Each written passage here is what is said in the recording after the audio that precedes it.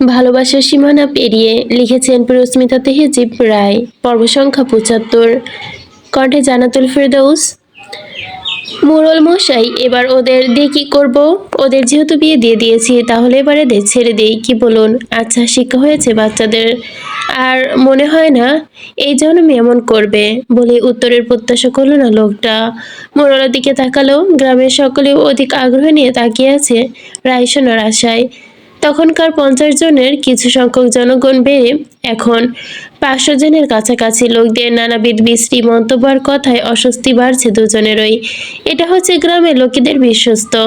কোথাও কোনো মুখরোচক ঘটনা অভ্যাস হলে দল বেঁধে সেখানে হুমড়ি বেঁধে পড়বে তারা। মোড়ল লোকটা প্রণয় প্রিয়তার দিকে তাকিয়ে হাতের ইশারায় সায় জানিয়ে বলল, ঠিক আছে, এদের যেহেতু বিয়ে দিয়ে দেওয়া হয়েছে, তাহলে আর মারধর না করাই ভালো হয়, ছেড়ে দেওয়াই হোক তাদের। প্রণয় এখনো চোখ কটমট করে তাকিয়ে আছে প্রিয়তার দিকে, যেন চোখ দিয়ে ভৎস করে দিবে বেচারিকে। কিন্তু প্রিয়তা আচমকায়। আজকে ভয় ডর লাগছে না, কিন্তু কি যেন জানি কি হয়েছে তার। সে তো প্রণয়ের ওই ডেঞ্জারাস লোকটার দিকে তাকিয়েও ক্রাশ খাচ্ছে। প্রিয়তাকে গালে হা করে তাকিয়ে থাকতে দেখে ভাবলার মতো প্রণয়ের যেন আরো রাগ বাড়ল। কানের কাছে ঠোঁট নিয়ে দাঁত কটমট করলো। আই সোয়ার, আজকে তোকে শুধু একবার হাতের কাছে পাই জান, একবার শুধু এদের হাত থেকে ছাড়া পাই, তারপর তোর শরীর থেকে সব হাড় হুড্ডি ছাড়িয়ে মাংস আলাদা করে দিব। Mind it. চাপা গলার মৃদু শাসনে ছোট্ট পরাণ পাখিটা ছলৎ করে উঠল মুহূর্তেই প্রিয়তার। চোখ তুলে তাকালো সম্মুখে পুরুষালী গভীর চোখে। আনচারও কণ্ঠনালী কম্পন অনুভব হলো প্রিয়তার। প্রণয় এখনো চোখে চোখ রেখে একদৃষ্টে চেয়ে আছে বাদামি দুটো চোখের দিকে। কি মারাত্মক নেশা! নেশা নেশা দুটো চোখের দিকে তাকিয়ে পুনরায় প্রেমের আঁচড় কেটে গেল প্রিয়তার মন। লজ্জা শরমের মাথাকে সকলের অগোচরে আলতো করে চেপে ধরল প্রণয়ের হাত। কানের কাছে মুখ নিয়ে শুনিয়ে গাইল, ছেলে তোর নেশা নেশা চোখে যেন আগুন জ্বলে, বুকের ওই নেশা নেশা চোখে যেন আগুন জ্বলে, সেই আগুনে পড়তে আমার ভাল লাগে। ভয়ে প্রিয়তার পরিবর্তনের ভয়ের পরিবর্তনে প্রিয়তার এমন রিয়াকশন দেখে চোখ কপালে তোলার অবস্থা প্রণয়ের। এত বড় বড় কাণ্ড করে মেয়েটার মাঝে কোনো ভয় ভিতর বিন্দুমাত্র নেই। সে অদৃশ্য হাতে নিজের কপাল চাপড়ালো। বুঝতে পারলো এতদিন দুধকলা দিয়ে সে ইচ্ছাধারী নাগিন পুষেছে, যে কিনা যখন তখন যেখানে সেখানে রূপ পাল্টে তাকে কট খাইয়ে দেয়। জ্যোৎস্নামাখা রাতে ধান খেতে ভিজে কর্মকর্দ আইল দিয়ে হেঁটে চলছে প্রণয় প্রিয়তা। কয়েক হাজার একর জমি জুড়ে বিস্তৃত সবুজ ধান জমি। অন্ধকার রাতে চাঁদের রূপালি আলোয় কাঁচা ধানের শীষগুলো চকচক করছে। জমিনের ফাঁক ফোকর দিয়ে ঝিঝি পোকার ডাক শোনা যাচ্ছে। প্রণয় সেসবে ধ্যান নেই। সে প্রিয়তার ছোট্ট মখমলের মতো হাতটা নিজের বৃহৎ হাতের মুষ্টিবদ্ধ করে চেপে ধরে গাড়ির দিকে গা এলিয়ে দিতে যেতে এগিয়ে যাচ্ছে ধীরে স্থিরে। ক্ষেতের উল্টো দিক ধরে আইল দিয়ে হাঁটছে। একদম নিশ্চুপ হয়ে আছে ছেলেটা। বুঝে উঠতে পারছে না কিছু সময়ের ব্যবধানে তার জীবনে কি থেকে কি ঘটে গেল, কি ভেবেছিল, কি ভেবে রেখেছিল, আর কি হয়ে গেল। যা হলো তা কি সত্যি হয়েছে? এটা যে কফিনের শেষ পেরেক, তা ভালোই বুঝতে পারছে প্রণয়। আজ এত বছরের ধৈর্যের পর, এত যন্ত্রণার পর আল্লাহ শেষ পর্যন্ত তার মনের দোয়া কবুল করেছে। তার ভালোবাসার ফুলটাকে তার নামে লিখে দিয়েছেন। কিন্তু এর জন্য সে আল্লাহর নিকট শুকরিয়া আদায় করবে নাকি ফরিয়াদ করবে, সেগুলো বুঝতে পারছে না। সে সর্বনাশ দেখেছে। সে এতগুলো বছর নিজেকে জ্বালিয়ে পুড়িয়ে নিঃশেষ করেছে, ধৈর্য ধরেছে, কঠিন পরীক্ষা দিয়েছে। আজ এক লহমায় তার এই ধৈর্য পাহাড় যেন ধ্বংস করে ফেললো। প্রণয় আর কিছু ভাবতে পারলো না। মনটা চাচ্ছে মেয়েটাকে মাথার উপর তুলে দিতে এক আছাড়, কিন্তু পুতুলের মতো মায়াবী মুখটাই যতবার দেখে ততবারই কঠোর মনটা গলে যায় তার।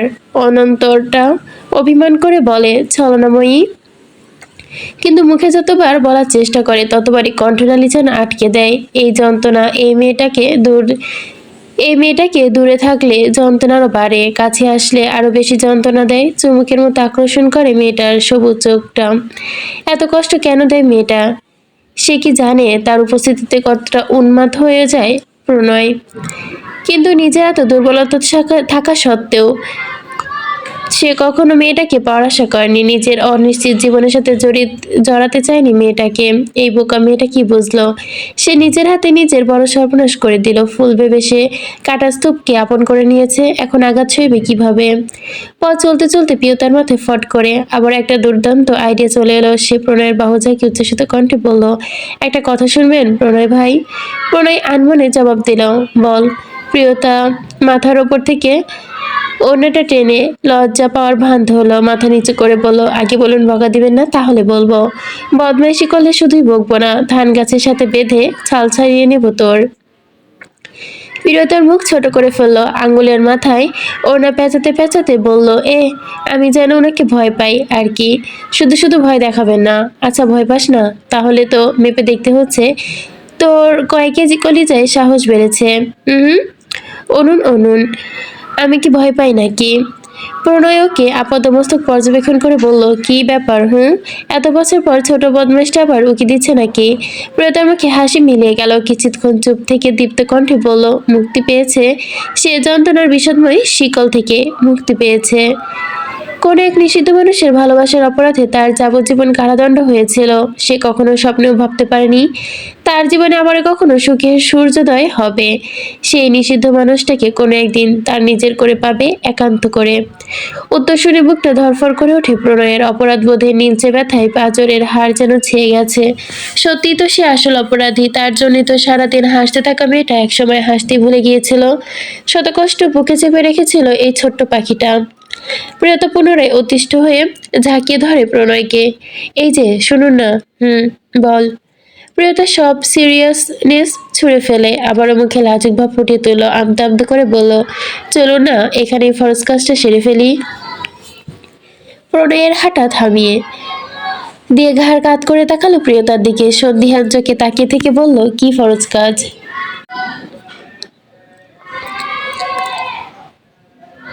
প্রিয়তা প্রণয়ের বাহু জড়িয়ে ধরে লজ্জায় নেতিয়ে পড়ল, মাথা নিচু করে মিনমিন করে গলায় বলল, নিয়ম অনুযায়ী আজ আমাদের বাসর রাত। ওই শালার বিয়ে করিয়ে দিল, আমাদের বাসর করতে দেয় নাই, তাই? প্রণয়ের কণ্ঠে বিষময় নিয়ে শুধালো, তাই কি? জ্যোৎস্নার রাতে প্রিয়তার ফর্সা গাল দুটো রক্তিম হয়ে উঠেছে, পরিষ্কার দেখা যাচ্ছে। প্রিয়তার বাহুকে মুখ লুকাতেই বলল, আসেন, আমাদের ইউনিক বাসরটা ধান খেতে সারি, বাসর জগতের নতুন ইতিহাস গড়ি। প্রিয়তার কথা শেষ করা পড়বে খুক খুক করে কেসে উঠল প্রণয়। চোখ বড় করে তাকালো প্রিয়তার লজ্জা মাখা মুখের পানে। প্রিয়তা একই এক্সপ্রেশন নিয়ে ফের বলল, আমাদের বাসরটা নিয়ে আমি অনেক উত্তেজিত হয়ে আছি প্রণয় ভাই। আমি গল্পে পড়েছি, গল্পের নায়করা আদরে বাদরে আদারে বাদারে বাঁশবাগানে ঝোপঝাড়ে যেখানে সেখানে উত্তেজিত হয়ে বাস করে ফেলে। এমনকি ওই লিস্ট থেকে বাদ যায়নি চাঁদ, মঙ্গল গ্রহ সহ অন্যান্য এক্সট্রোপ্লেনেট। কবে জানি শুনবো ব্ল্যাক হলেও দ্য গ্রেট অমুক তমুক শামুক ঝিনুক ভাইদের কেউ একজন বাসা ছেড়ে ফেলেছে, কেবল এই ধান খেতে বাকি আছে। না জানি কবে কে এই জায়গাতেও সিল মেরে দেবে। চলো না তার আগে আমরাই সিল মেরে দেই। বলুন বলুন, বুদ্ধিটা ভালো না? আর তাছাড়া বলে থমকালো প্রিয়তা। থতনিতে হাত রেখে কয়েক সেকেন্ড স্ক্যান করলো প্রণয়ের মাথা থেকে পা পর্যন্ত। গর্বে বুকে ছাতি ফুলিয়ে বলল, আহা, আমার জামাই কে নায়কের থেকে কোনো অংশে কম নয়। আমার জামাইয়ের ফিগারের কাছে গল্পের নায়কদের ফিগারও fail, damn it, and sexy figure. প্রিয়তার কথা শুনে এবার বিষম খেলো প্রণয়। প্রিয়তা তৎক্ষণাৎ পিঠ চাপড়াতে চাপড়াতে দ্রুত কণ্ঠে বলল, ষাট ষাট, কোন শাকচুনি জানি আমার জামাইয়ের নাম স্মরণ করেছে। বেশি কষ্ট হচ্ছে জান, পানি খাবে বাবু? প্রিয়তার কথা এবং আচরণে প্রণয়ের এবার ভিমড়ি খেলো যেন। সে কাশতে কাশতে বসে পড়ল আইলের ওপর। প্রিয়তার অপর পাশে বসে বুকে মালিশ করতে করতে বলল, ধীরে ধীরে শ্বাস নাও জান। গল্পের নায়করা বলে বউ চুমা দিলে নাকি তাদের কোষ্ঠকাঠিন্য ঠিক হয়ে যায়। তোমার তো সামান্য কাশি, আমি তোমারে ঠাইসা ঠাইসা চুমু দিমু। প্রণয় হতবাক হয়ে তাকিয়ে রইল প্রিয়তার দিকে। এই মেয়েটা এত পাকনা হলো কিভাবে? কিন্তু এত ভোলা ভালা সেজে থাকতো। তার নাম দেওয়া সার্থক হচ্ছে। সে সত্যি ইচ্ছাধারী নাগিন পুষে রেখেছিল। প্রিয়তার গালে গাল ধরে বলল, এভাবে কি দেখছো জান? শরম লাগে তো আমার। প্রণয় ঈর্ষৎ রাগান্বিত হওয়ার ভান ধরে বলল, খুব পেকেছিস তুই। আর একটা পাকা পাকা কথা বললে লাল লাল দুটো কামড় খেয়ে দিব তোর গালে। লজ্জায় খানিকটা নেতিয়ে গেল প্রিয়তা। দুই হাতে প্রণয়ের কোমর ধরে বুকে মুখ গুজে দিয়ে বলল, শুধু গাল কেন, আপনি চাইলে পুরো আমিটাই খেয়ে ফেলতে পারেন। প্রণয় এবার স্থির চোখে তাকালো টকটকে নীলাদ্র চোখের দিকে। ঠোঁট কণ্ঠ শীতল সতর্কবাণী ছুড়ে দিও, ভেবে বলছিস? একবার এই বাক্য একদম চুপচাপ হয়ে গেল যেন প্রিয়তা। চরম লজ্জায় গরম ভাতের মতোই যেন নরম হয়ে গেছে প্রণয়ের বুক।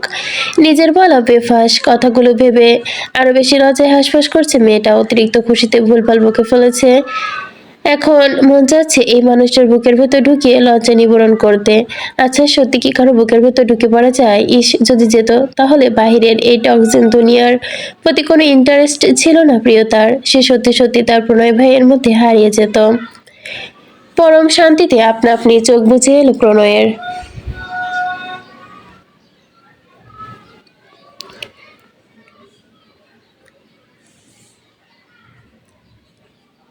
নরম স্পর্শগুলো জ্বলন্ত হৃদয়ের যেন কোন এক নেশার দামামা বাজাতে শুরু করেছে।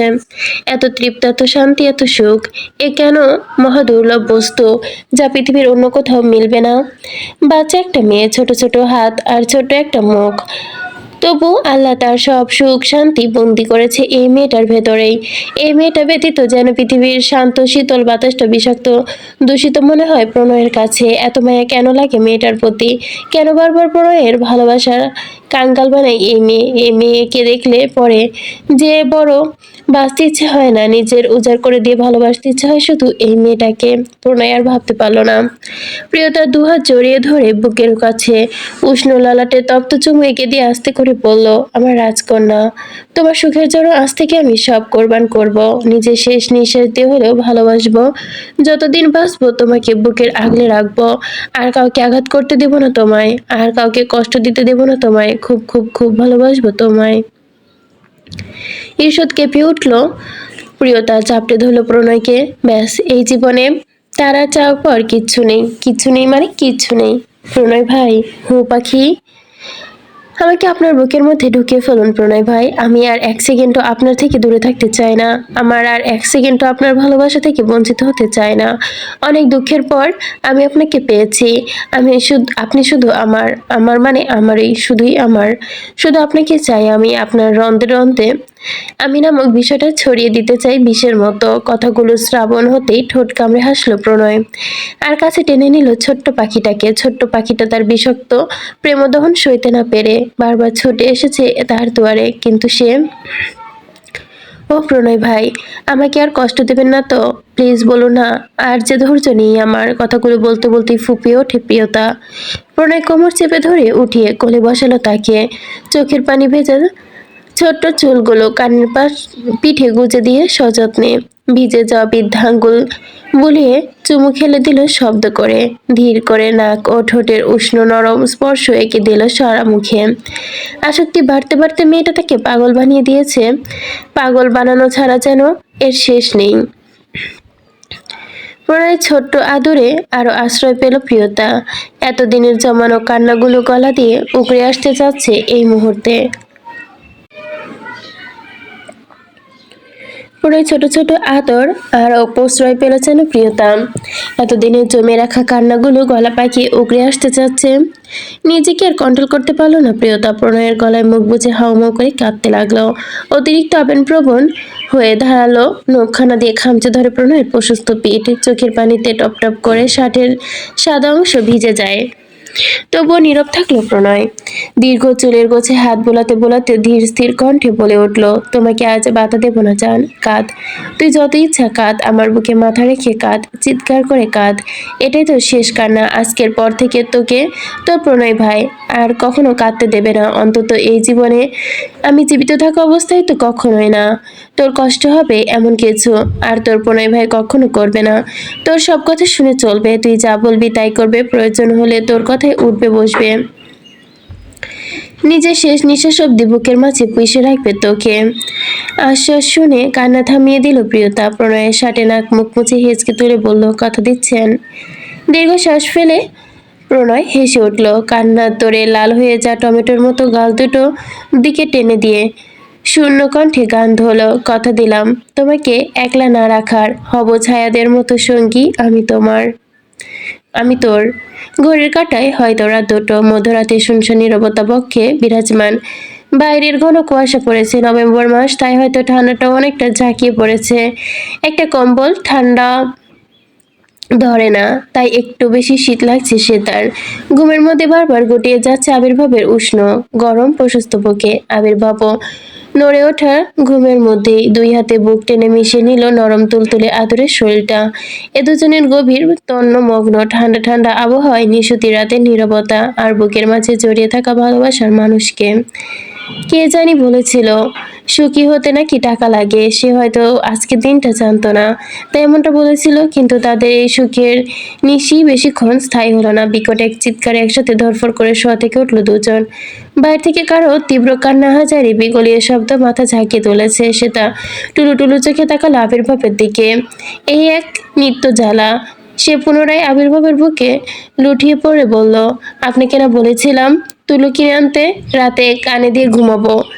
দেখলেন তো এখন চিৎকার রীতিমতো কান দিয়ে রক্ত বের হয়ে আসার উপক্রম। আবির্ভাব ভারী নিঃশ্বাস ত্যাগ করলো। সে তার কাছে টেনে নিয়ে মাথায় হাত বুলিয়ে দিয়ে বলল, এভাবে বলো না মাই লাভ, সে অসুস্থ, আমাদের গিয়ে দেখা উচিত। এভাবে দিনের পর দিন চোখের সামনে কাউকে তিলে তিলে শেষ হতে দেখা ঠিক না, তুমি জানো তো আমি এটা পারবো না। সাথে সাথে লাফিয়ে সজাগ হয়ে গেল শ্বেতা। সোজা হয়ে বসে অতিরিক্ত আতঙ্কিত দৃষ্টি মেলে তাকালো আবির্ভাবের পানে। আবির্ভাব পুনরায় বুক থেকে টেনে নিল। আমি তো দেখতেই বুঝতে পারবো ওর প্রবলেম কি, তাই আমার মনে হয় আমার আর চুপ করে বসে থাকা উচিত না, আমরা ওকে গিয়ে দেখে আসি বলে বিছানা থেকে নামতে নিল আবির্ভাব। সাথে সাথে খপ করে তার বাহু আঁকড়ে ধরল শ্বেতা। ভয়ে দু চোখ দুদিকে দিয়ে দুপাশে মাথা নাড়ে অসম্মতি প্রকাশ করলো। আবির্ভাব বুঝলো মেয়েটা ভয়ের কারণ, কিন্তু সে তো নিরুপায়, এভাবে নিজের পেশাকে অসম্মান করতে পারে না। আবির্ভাব সে তার ফুলো ফুলো গালে ঠেসে দুটো চুমু খেয়ে বলল, সবার ওপরে আমার একটা পরিচয় মাই লাভ, আর সেটা হলো আমি সাধারণ মানুষের সেবক, আমি একজন ডাক্তার। কেউ শেষ হয়ে যাচ্ছে দেখেও মুখ লুকিয়ে থাকাটা আমার কাজ না। মানুষ হিসেবে আবির্ভাব রায় চৌধুরী স্বার্থপর হলেও ডাক্তার হিসেবে আবির্ভাব রায় চৌধুরী কখনো স্বার্থপর হতে পারেনি। বাইরে তীক্ষ্ণ শব্দটা এবার জোরালো হলো। সে তার চোখ দিয়ে পানি চিকচিক করছে। আবির্ভাব ঘরের দরজা খুলে ঘর থেকে বেরিয়ে গেল। সে তার নিজের কপালে চাপড়াতে মন চাচ্ছে। সারা দুনিয়া থাকতে এই বাড়িতেই পাগল থাকতে হলো না জানি এবার তাদের কত বড় বিপদে পড়তে হয়। এমন নয় যে সে তার লোকটাকে সাহায্য করতে চায় না, কিন্তু এখানে কিছু করলে পরিচয় প্রকাশ হতে পারে। 2 মিনিটও লাগবে না। সে তো আর ভাবতে পারলো না। ছুটে গেল আবির্ভাবের পেছন পেছন। বাইরে ঘন কুয়াশার সাথে চারধারে ঝিঝি পোকার ডাক। পদ্মার বাড়ির পূর্বের দিকের পুকুরঘাট পেরিয়ে চারদিক খোলা টিনের চালার মধ্যখানে পিলারের শক্ত লোহা মোটার শিকল দিয়ে বেঁধে রাখা হয়েছে কাউকে। সে প্রতিনিয়ত গলা ফাটিয়ে চিৎকার করে আর জোরে জোরে কাঁদছে। শরীরে ধুলোবালি, মাথায় ময়লা কাপড়, এলোমেলো জট পাকানো চুল, আর মুখটাও দেখা যাচ্ছে না। তার এক পাশে পদ্মার সাহেব ও তার স্ত্রী দাঁড়িয়ে চোখের পানি ফেলছে। এই বাড়িতে আবির্ভাব এসেছে প্রায় 25 দিন, কিন্তু এক রাতেও তারা ঠিকমতো ঘুমাতে পারেনি চিৎকার আর কান্নার তোড়ে। লোকে মুখে শুনেছে পদ্মা সাহেবের একমাত্র মেয়েটা নাকি পাগল, এর জন্যই রাত হলে চারপাশে কেউ ঘুমাতে পারে না। সেই রাতে গভীর হয়, তখনই চিৎকার আর কান্নায় হাজারি শুরু করে দেয়।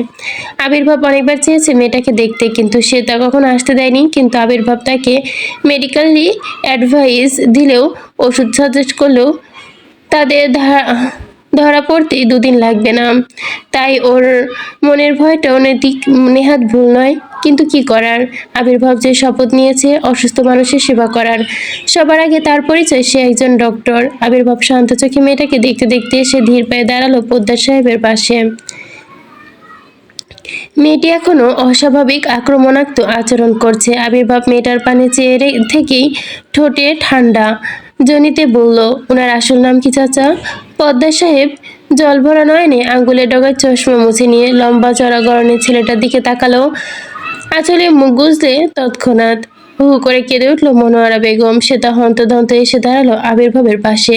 পদ্মা সাহেব হাত উঁচিয়ে পাঞ্জাবির হাতে চোখ মুছে নিজের আদরের মেয়েটার দিকে তাকিয়ে বুক ধরতে পড়লেন না তিনি। আবির্ভাব পুনরায় প্রশ্ন করলো, কি হয়েছিল ওনার, আর ওনাকে এভাবে বেঁধে রেখেছেন কেন?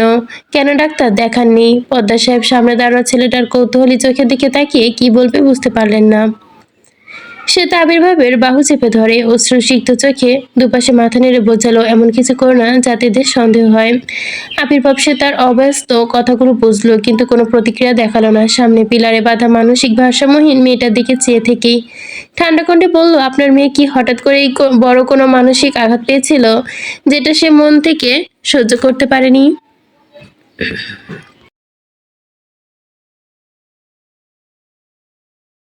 পোদ্দার সাহেব ভেতর ভেতর কেঁপে উঠল। আবির্ভাব সে তার হাত ধরে ধীর কদমে এগিয়ে গেল মেয়েটার দিকে। পোদ্দার সাহেব আতকুঠে বলে, ওর কাছে যেও না বাবা, ও মানুষ চিনতে পারে না। আবির্ভাব শুনল না, সোজা গিয়ে মেয়েটার সামনে হাঁটু মুড়ে বসলো। খুব নিকটে কার উপস্থিতি আজ করতে পেরে হঠাৎ একদম চুপ মেরে গেল মেয়েটি। সকল বিলাপ থামিয়ে একদম শান্ত হয়ে গেছে। আবির্ভাব মেয়েটার হাতের নাড়ি চেপে ধরতেই কেঁপে ওঠে মেয়েটা। মুখের ওপর এলোমেলো চুলগুলো সরিয়ে চোখ বড় বড় করে তাকায় আবির্ভাবের দিকে। সাথে সাথে কয়েক মুহূর্তের ব্যবধানে এক অপ্রত্যাশিত কাণ্ড। সেই দৃশ্য দেখে আগে তেলবাগুনে জ্বলে উঠল সে। তা কেউ কিছু বোঝার আগে ধাক্কা মেরে মেয়েটিকে সরিয়ে দিল আবির্ভাবের থেকে। বিষময়ে হতভম্ব হয়ে গেল সকলে। আবির্ভাব সে তার মুখের দিকে চেয়ে সে তার ক্রোধে ফেটে পড়ছে। মনে হচ্ছে পাগল মেয়েটিকে এখনই কাছে চিবিয়ে খাবে। আবির্ভাব দীর্ঘশ্বাস ফেলে সে তার কানে কানে ফিসফিস করে বলল, কি করছো মাই লাভ? ওনাদের সামনে ওদের মেয়েকে হার্ট করছো। এর উপর মেয়েটা অসুস্থ। এ কথায় গরম করাতে পানি পড়লার মতোই ছ্যাদ করে উঠল সে। তা ক্রোধে ফুলে উঠল সে। তো কি করব? আদর করব মেয়েটাকে? দেখছে না জাতি পাগল হলে তালে ঠিক? দেখলেন না সামনে যেতে আপনাকে কিভাবে খপাত করে ধরলো? অনেক একটা মেয়ের কাছে নিজের মেয়ের সম্বন্ধে এমন কথা শুনে লজ্জায় মাথা নিচু করে নিল পোদ্দার সাহেব। অসহায়ত্ব কণ্ঠে বললেন, তুমি যেমন ভাবছো তেমনটা নয় মা। ওনার কথা বুঝতে পেরে আবির্ভাব হাত টেনে ধরলো মেয়েটার। উৎফুল্ল কণ্ঠে বলল, তুমি হচ্ছ ইন্দ্র। আমি জানতাম তুমি আমার কাছে আসবে, ঠিক আসবে, ফিরে আসবে। সেটা পুনরায় ঝাড়া মেরে সরিয়ে দিল হাত। এক পলক মেয়েটার উৎফুল্ল মুখের দিকে চেয়ে থেকে বসা থেকে উঠে দাঁড়াইয়ে পড়ল আবির্ভাব। পদ্মার সাহেবের সম্মুখে এসে স্পষ্ট কণ্ঠে জানতে চাইল, আসল ঘটনা কি চাচা? কে এই ইন্দ্র? পদ্মা সাহেব ইতস্ত বোধ করলো। এক পর্যায়ে হাউমাউ করে কেঁদে উঠল মেয়েটার নিষ্পাপ মুখের দিকে তাকিয়ে। ইন্দ্রনীশ? এই এলাকার ছেলে যাকে আমার মেয়ে মন প্রাণ দিয়ে ভালোবেসেছিল। আবির্ভাব ভুর কোচকালো সন্ধিহান গলায় জানতে চাইল, ইন্দ্রনীশ নামক সনাতনী না? পদ্মার সাহেব ওপর-নিচ মাথা ঝাঁকালেন। হ্যাঁ, ছেলেটা হিন্দু ধর্মের ছিল। ইন্দ্রনীশ ভট্টাচার্য।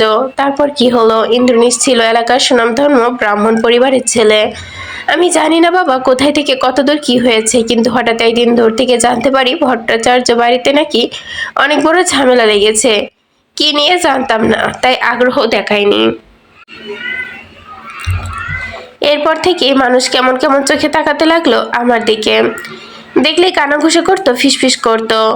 বলতাম বুঝতাম না, বলতো কিন্তু বুঝতাম না। ঠিক দুদিন পর ইন্দ্রনীশের বড় জেঠু অনিমেষ ভট্টাচার্য আমাদের বাড়িতে আসেন। সেদিন ওনাকে দেখে বেশ অবাক হয়েছিলাম আমি, কিন্তু ওই এক মুহূর্তের জন্য ভাবতে পারিনি নিজের ওরসজাত সন্তানের জন্য সেদিন জীবনের প্রথম এমনভাবে অপমানিত হতে হবে আমাকে। আমার মেয়ে আমার এত বছরের অর্জিত সকল মান সম্মান এক নিমিষে ধুলিয়ে মিশে দিয়েছিল।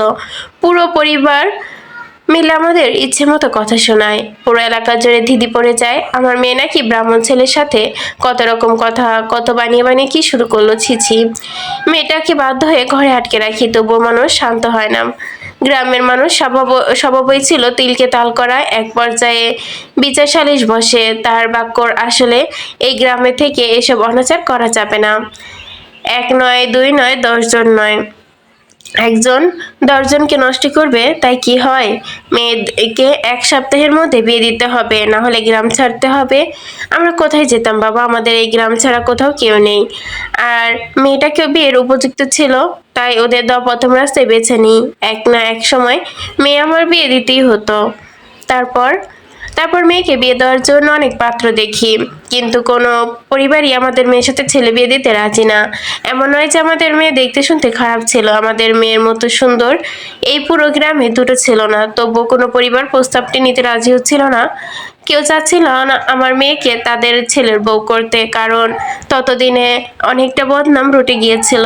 আর তারা দুজনেই আরো বেপরোয়া হয়ে উঠেছিল, পালিয়ে যেতে গিয়েও ধরা পড়েছিল। তখন সামাজিক চাপ এত বেড়ে গিয়েছিল যে তাকে আর আমি বাসায় রাখতে পারতাম না। তাই বাধ্য হয়ে পাশের মসজিদের ইমামের সাথে বিয়ে দিয়ে দিতে হয়েছিল। এই ইমাম নিজেও আমার মেয়ের উপযুক্ত ছিল না। বয়স হয়তো তার 45 বা তার অধিক। ঘরে দুটো বউ আর বাচ্চাও ছিল। সব জেনে শুনে আমার মেয়েটার মুখে বেঁধে পানিতে সব জেনে বুঝে আমার মেয়েটাকে মুখ বেঁধে পানিতে ফেলে দেই। আমি এক অসহায় হতদরিদ্র। আমার এত সামর্থ্য নেই যে মেয়েকে ভালো কোথাও নিয়ে চলে যাওয়া। এই বাড়িতে ছাড়া আমার আর কিছু নেই। একমাত্র মেয়ের ছিল জীবনের স্বাবলম্বন ভেবেছিলাম, অনেক আশা দিয়ে বড় করেছিলাম, বিয়ে দিব। আলাপও আসতো, কিন্তু মেয়ে পড়ার বাহানা দিয়ে রাজি হতো না। জানো বাবা, মেয়েটা আমার বিয়ের দিন না পা জড়িয়ে অনেক কেঁদেছিল, যেন তাকে বিয়ে না দেই। ওই ছেলেটাও সেই দিন পাগলের মতো চিৎকার করে কেঁদেছিল, কিন্তু তাকেও বেঁধে রাখা হয়েছিল। কি পাশবিক আচরণ করেছিল সেদিন ছেলে মেয়ে দুটোর ওপর। তাদের এক ফোঁটা কান্নাও সেদিন শুনতে পায়নি কেউ, শুনতে চায়ওনি। ব্রাহ্মণ পরিবার ভেবেছিল তারা হয়তো মুক্তি পেয়ে যাবে, কিন্তু মানুষ যা ভাবে সময় সবসময় কি তা হয়? বিয়ের পর দিন ঘরের দরজা ভেঙে ভেতর থেকে ইন্দ্রনীশের লাশ বের করা হয়। তরতাজা যুবক ছেলেটা এক রাতেই সকলকে ছেড়ে চলে যায়। আর এই কথা শোনা মাত্রই আমার মেয়েটাও সেই যে মানসিক ভারসাম্য হারালো, আজ অব্দি এমনই, এমনকি কাউকেই চিনতে পারে না। ইন্দ্রনীশের মতো চেহারার কাউকে দেখলে ইন্দ্র বলে জড়িয়ে ধরে। অনেক ডাক্তার দেখিয়েছি, কিন্তু কোনো লাভ হয়নি। ডাক্তার সাফ জানিয়েছে ওর পৃথিবীতে ইন্দ্রনীশ ব্যতীত আর কিছুর অস্তিত্ব নেই। নিচের এই একটা বাক্য না শুনলে, শুধু দাঁড়িয়ে কমা দিলে কবেই, নিচের একটি বাক্য না বদলে শুধু দাড়ি কমা ঠিক করে এবং সব ডায়লগকে এর মধ্যে সাজিয়ে পুরো অংশটি সঠিকভাবে সাজানো হলো।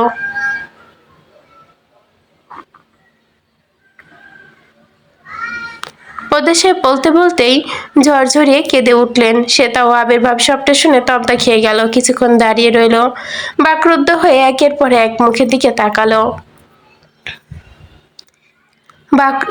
এসব শুনে ভয়ে হাত পা ঠান্ডা হয়ে আসছে শ্বেতা আবির্ভাবের অবস্থা বুঝে শক্ত করে হাত চেপে ধরলো, চোখের ইশারায় বোঝালো এমনটা আমাদের সাথে কখনো হবে না।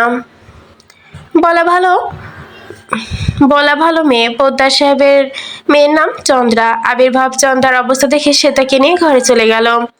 একটা সাদা কাগজে কিছু মেডিসিনের নাম লিখে পোদ্দার সাহেবের হাতে দিয়ে স্বাভাবিকভাবে বলল, এই ওষুধগুলো কিনে আনবেন, বাকিটা আমি দেখব। পোদ্দার সাহেব অবাক হয়ে কাগজটা দিকে তাকালো। তুমি ওষুধ লিখতে জানো? আবির্ভাব কোনো দ্বিধা নিয়ে বলল, আমি একজন মনোরোগ বিশেষজ্ঞ, খুব নামকরা নয়, তবে মোটামুটি ভালোই পারি। আপনি যদি আমার উপর বিশ্বাস রাখেন তাহলে এই ওষুধগুলো একটু এনে দিতে পারেন, বাকিটা আমি দেখে নিব। বলে আবির্ভাব তার ঘরে চলে গেল। পোদ্দার সাহেব সন্ধিহান চোখে তাকিয়ে রইল তার যাওয়ার পানে। আহা ভায়া, শীতের সকালে এক কাপ চায়ের কাছে বইয়ের একটা গরম গরম চুমুক পুরোই ফিল। তো ওটা গরম চায়ে উষ্ণ চুমুক দিতে দিতে রেশ আয়েশ নিয়ে কথাখানা বলল রাজ। ড্রয়িং রুমে টু সিটার সোফাতে পায়ের উপর পা তুলে বসে আছে রাজ। তার এক পাশে তন্ময়, অন্য পাশে অরণ্য। অরণ্য গরম গরম ভাপা পিঠা নলেন গুড়ে ডুবিয়ে ডুবিয়ে খাচ্ছে। চিবোতে চিবোতে তন্ময়ের উদ্দেশ্যে বলল, বুঝলি পার্টনার, শিয়াল যখন মুরগি ধরতে গিয়ে ঝাঁটার বাড়ি খেয়ে আসে, তখন এই মনের দুঃখে এসব বলে। তন্ময় দ্রুত ভুরু সামান্য কুচকিত করলো। হ্যাঁ সুযোগ মাথা নাড়ল, রাজের কাঁধে চেপে মুখে চু করে বলল, একটু ভুল বলে ফেলেছিস পার্টনার, আমাদের শ্রদ্ধেয় বড় ভাইয়ের মুখটাও তো দেখেছিস। অরণ্যর কথায় থামিয়ে দিলে দুঃখী দুঃখী মুখ প্রকাশ করতেই রাজের দিকে তাকালো। রাজ ভুরু কুচকে দু ভাইয়ের বাড়াবাড়ি দেখছে। তন্ময়ের চোখে মুচড়া ভাব আনতেই, আসলেই যতই চেষ্টা কর শাক দিয়ে মাছ ঢাকা যায় না, মাছের লেজটা ঠিকই বেরিয়ে থাকে। আমাদের শ্রদ্ধেয় বড় ভাই মুরগি ভেবে সাপের গর্তে ঢুকে পড়েছে, সকাল সকাল ছবল খেয়েও মুখ ঝুলিয়ে এসেছে। প্রীতম অভিরাজকে কোলে নিয়ে তাদের পাশে এসে বসতে বসতে বলল, সকাল সকাল শুরু হয়ে গেছে বুড়ো বাদরদের বাড়াবাড়ি। আম্মু এক কাপ কফি দাও তো, বসে বসে হাঁক ছুড়ল প্রেম।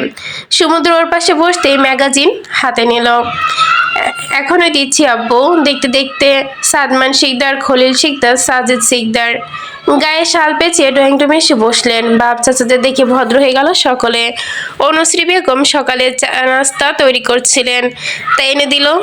কুয়াশায় জমে ব্যবসা হয়ে উঠেছে রান্নাঘরের জানালার কাজ। তনুশ্রী বেগম, অনন্যা বেগম, অর্থী বেগম রান্নাঘরে শীতকালীন পিঠা বানানোর জন্য চালের গুঁড়ো মেখে চলেছে। আজ শুক্রবার, সাপ্তাহিক ছুটি, তাই দুপুরে রান্না বিশেষ কোনো আয়োজনে ব্যস্ত শিকদার বাড়ির গিন্নিরা। অনুশ্রী বেগম ভেটকি মাছে নুন হলুদ সর্ষে বাটা দিয়ে ম্যারিনেট করতে দিয়েছে। হঠাৎ বাড়ির ডোরবেল বেজে উঠল। 3 হাত জোড়া থাকায় ছোট্ট বোনটাকে উদ্দেশ্য করে বলল, অনু যাও তো, গিয়ে দেখ দরজাটা খুলে কে এসেছে। অনন্যা বেগম ওথাই করলো, শাড়ির আঁচলে হাত মুছতে মুছতে ড্রয়িং রুমের দিকে এগিয়ে আসতে দেখলো ততক্ষণে তন্ময় দরজা খুলে দিয়েছে। অনন্যা বেগম গভীর উৎসাহ নিয়ে তাকিয়ে রইল। তন্ময় এই কাক ভরে শুদ্ধ আর প্রিয়স্মিতাকে বাহিরে থেকে আসতে দেখে অবাক হলো। এই আবার দুলা ভাই, এই ঠান্ডার মাঝে তোমরা বাহির থেকে আসছো? আমারা আম্মাজানরা দেখে একটা মারও পিঠের বাইরে পড়বে না। প্রিয়স্মিতা গায়ের কোনো শীত বিরোধী বস্ত্র নেই, কেবল শুদ্ধের মেডিকেল অ্যাফ্রন জড়ানো। অনন্যা বেগম মেয়ের এই মখমলকে দেখে খামখেয়ালিতে চটে গেল বেশ। দ্রুত মেয়েদিকে এগিয়ে এসে বলল, কি রে প্রিয়, তোর কি কোনো বুদ্ধিজ্ঞান হবে না? এই ঠান্ডার মাঝে তুই এই অবস্থায় খালি গায়ে ঘুরে বেড়াচ্ছিস। একবার ঠান্ডা লাগলে কি হবে বুঝতে পারছিস? বলতে বলতে হঠাৎই কণ্ঠ থেমে গেল অনন্যা বেগমের। চোখে চরম আশ্চর্যজনক কিছু দেখে মাথায় চক্কর দিয়ে উঠল মুহূর্তেই। তার পায়ের নিচের জমিন শক্ত হয়ে গেল, মুহূর্তেই যেন তা সরেও গেল পায়ের নিচ থেকে। উনার ঠিক দু হাত সম্মুখেই শুদ্ধ প্রিয়তা দাঁড়ানো, তাদের পাশাপাশি এসে দাঁড়ালো আরেক যুগল। তন্ময় চল ঝুলিয়ে হা করে চেয়ে রইল চারজনের দিকে। প্রিয় অপুর মতো একরকম হুবহু দুজনকে দেখতেই চোখ ঘুরিয়ে ঠাস করে মাটিতে উল্টে পড়ল তন্ময়। কিরে, কে এসেছে? বলতে বলতে এগিয়ে এলো অনুশ্রী বেগম। দ্বিতীয়বার কিছু বলার আগে সামনে তাকাতেই তব্দা খেলেন তিনিও।